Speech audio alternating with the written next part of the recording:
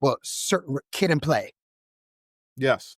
Kid and Play was the change. So Kid and Play, they wanted Kid and Play that dance, happy music was over here for Oprah. And certain other people wanted that type of music where they denounced uh, N.W.A. and people like that. So my question to y'all, what Big Gip said, did we ever actually really have control of our culture and the music and all these different things? I'll say pre-85, and I was 2 years old. And the only reason I say pre-85 is because wasn't it 85, 85, 86 when Run DMC got the $1 million Adidas deal?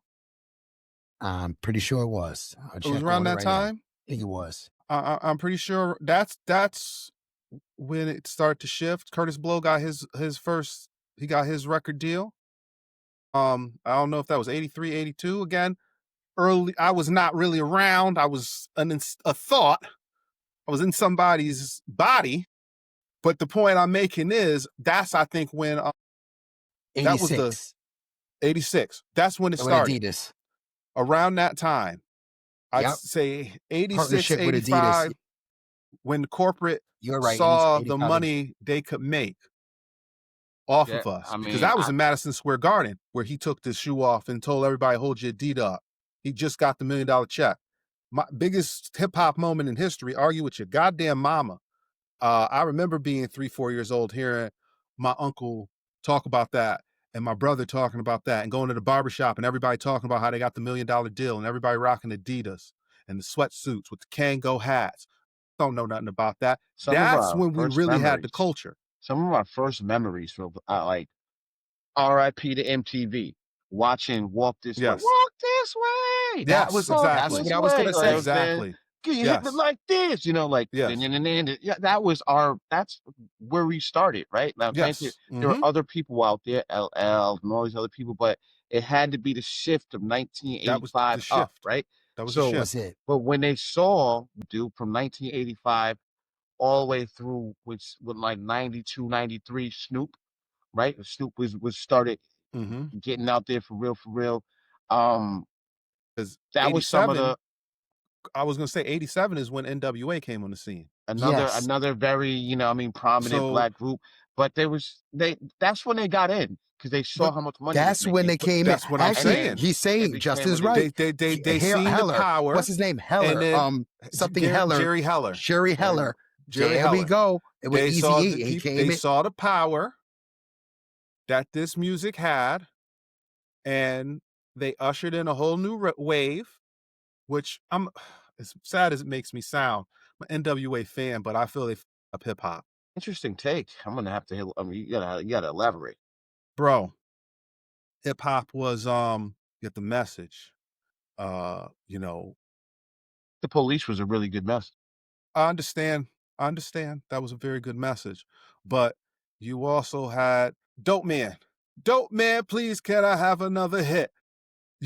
That was my shit. I just was listening to the other day. I love N.W.A. Ice Cube is one of my favorite rappers all time. Argue with your mama. You don't know hip hop if you don't know that Pimp Man's Pen Game and what he did for the culture.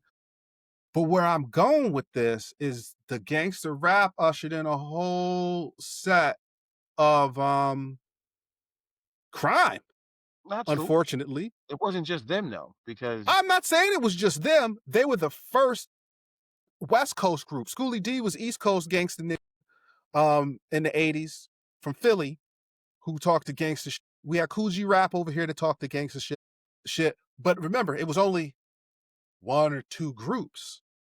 By the time we got to 93, again, another group I love, one of the most popular songs on the radio was Throw Your Guns in the Air, Buck Buck like you just don't care. okay. And such a hard track. But the point is, that is violence. Yes. That is violence.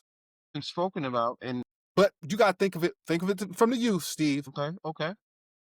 We was 9, 10 years old when these songs was coming out. The Onyx, Throw Your Guns in the Air. How many we went to school with caught gun charges? I ain't even Because gonna it was talk about cool to where tote a gun. It was cool to tote a gun, right or wrong?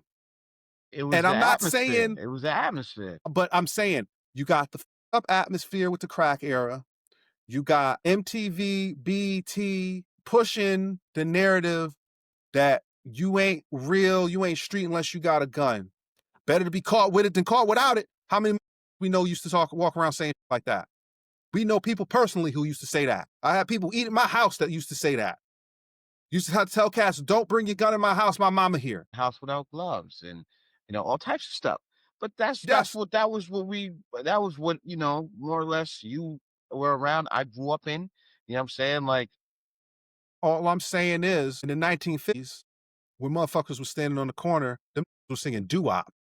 Yeah. And they just want to sing so they could get laid. By the time we was early preteens, it was cool to be the criminal, it was cool to be the thug. And they shifted the narrative through the music. And again, I love me some N.W.A, Ice Cube, Yellow, Ren, Easy, Dre. One of my earliest memories of rebellion, or I shouldn't say rebellion, seeing my mother get really mad about something is having my brother's N.W.A tape and throwing it away in front of wall bombs, right in the trash. This is garbage. You don't need to be listening to this stuff. It's going to influence you. And we thought she was just being an old lady hater. We kept listening on the low, but it's a lot of motherfuckers who's simple-minded is where I'm going with this, and that are easily influenced. How many do we know? I'll bring it to when we was in our late teens, early 20s. How many we know that would walk around reciting G Unit like it was a Bible? How many, That Steve? mess the is message was trash. speaking to the streets, right? And yes, they ended up getting that level of popularity. Like everybody, Wu-Tang, you know what I mean? Mm-hmm. Like put it on with the speed of a centipede and ninja any contender. Like the all types of Wu-Tang Clan ain't not enough. Like they was Yes. extra amped up. You know what I mean? They'll beat you up. They are men Yes. that will still beat you up. You know what I'm saying? Like Yes. it's just what the era and what they grew up with. You know what I mean? Now I was talking about all types of stuff, etc., etc. Tech on It the dresser. became exactly. It became what we lived in. So when people spoke about it, we were able to radiate to it. Everybody wanted to be a D-boy for whatever reason, right? They wanted to have the girls, the drugs, the Cars. fast money, the cars, Yep. and all other stuff. And, you know, obviously, people get caught, popped up, jailed. Or we all know somebody that did jail time. We also, and it Yeah. happens. But that was the message that they allowed themselves to get into. You got three dudes on this podcast right now that never decided to go that route, and bam, there was plenty of opportunity. Oh, it You know was what I'm so saying? many. So Plenty of many. opportunity, especially for when I grew up. All types of stuff, all types of people, and I was in a middle generation. My older brother's generation was a generation below the drug dealers. Yes. So you know what I mean. I know people that ran drugs for drug dealers and you know what I'm saying, did whatever it was that they needed to do in order for them to become who they became, right? It was glorified. I It know a was. drug dealer that was, by the police, execution style, and that set my whole neighborhood on fire for a whole weekend. You know what I'm saying? Like this is things that we know. I know. My brothers know. We grew up in it. So it was glorified, but was it shit? Yeah, but they don't want to play KRS-One. That's what I said. Yeah, I said that before. They don't want to give you the KRS-One love. They don't want to Mm-hmm. pull on the people like a Yasin Bey, Most Def, and Mm-hmm. like the X people Clan X was Clan. was a would talk that black empowerment. That was you ever heard of Sonny Carson? Yes, The who was the leader of X Clan is Sonny Carson, was Sonny Carson's son. what? That's what I'm saying. Sonny Carson Like, was big on knowledge it's yourself. not, yo, people. There were a bunch of people like that in hip hop. You know, Exactly. We had a ton. And they took it all out. Native Tongues was about when partying, yeah, teaching you about who you were. and allow you to be yourself, right? Good And times. That's it. and they just ushered that out, and They it ushered it it out. entered in, you know, a lot of other stuff. You know what I'm saying? Exactly. And it's unfortunate, but they allowed it to infiltrate all the hoods, and they repetitively play every hour on hour the same type of oh what a picture, what a magazine. Biggie was 94 class? Make me feel old. It's not. It was. 94, 93? Yeah, 90. Yeah, exactly. Yeah, exactly. Okay, okay. Exactly. No, I wasn't there in the Nas 94. Nas was around the same time, Yeah, 92, Nas 93. was 93. I remember Yeah, Nas. Yeah, they really doing like it's like an AI. It's like an AI Yeah. thing. You never really actually happen on that's that thing. crazy. But isn't that something? But I just want to show y'all, you know, the level of artistry in this right here. You have on this cover right here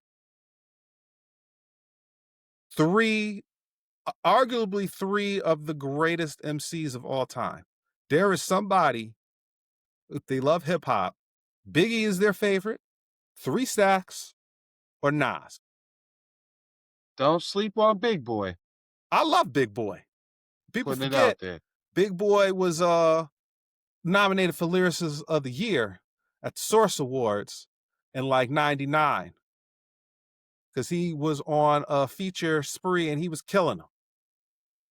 And people act like he can't. Well, I guess people don't act like he can't rap. People just forget he was in the group sometime. They allow the But creativity of his contemporary to overshadow his lyricism. yes, That's what happens. No offense to 3 Stacks, because I think 3 Stacks is a better overall artist than Big Boy. So, oh wow, this is pretty cool. Bone Thugs and J. Harmony. Rue the Damager. I Yeah, hate Bone Thugs and Harmony. do not sleep on Keith Murray, Long Island, one of Long Island's finest. Keith Murray's Keith nice. Murray be spitting, boy. I was Yeah, listening Keith to The Murray Most nice. Beautiful Thing in the World today on the ride home. He be It's flipping just it. like that. And oh man, I Yeah, he get be in flipping. ya. Oh my God, so I'm here to make $1 out of 15 cents. Killed that. Yo, yeah. all Keith Murray was that in a nice. bag of chips with the dip. Keith Murray is nice. Keith Murray got beat up in Norwalk back in the day. Hold on now. What That's are you why Keith talking Murray about, went to man? jail, bro. Keith Murray got beat up in Norwalk? When was this? In the Globe nightclub on Wall Street. Wall Street. He hit one of my brother's boys, because I got 2 brothers that are basically the same age. Hit this over the head with a bar stool. The was 16 years old. That's assault on a minor, sir. And they whooped his ass for it. Norwalk stomped out Keith Murray, sir. I'm just telling you. Yeah, it's a true story. That's what Keith Murray went to jail for. Yeah, for assault on a minor. Yeah, he could rap. I'm not hating. I'm just saying. I'm just saying. Oh, Wu-Tang got shot at in Bridgeport. Talking crazy. Yeah. Real bus shot. Peace, Connecticut. Okay. Fat Joe and the terror squad went up to Bridgeport. They got stomped out.